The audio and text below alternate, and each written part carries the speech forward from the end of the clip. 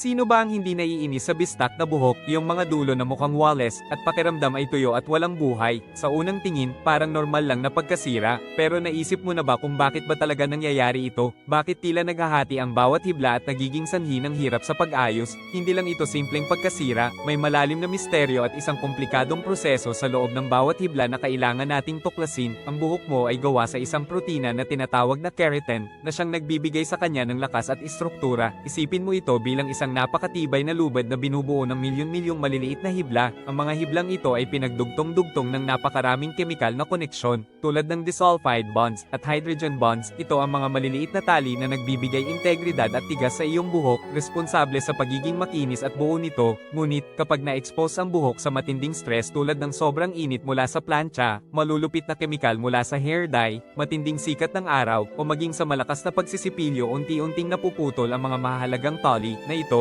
Kapag naputol na ang mga chemical bond, hindi na makakabalik sa dati ang keratin, at dyan na magsisimula ang bistak na buhok. Ang dulo ng hibla ay naghahati, nagiging malambot at madaling masira. Kaya ang pag-unawa sa kimika ng buhok ay ang susi sa epektibong pag-aalaga at pagpapanatili ng malusog at buo nitong kondisyon.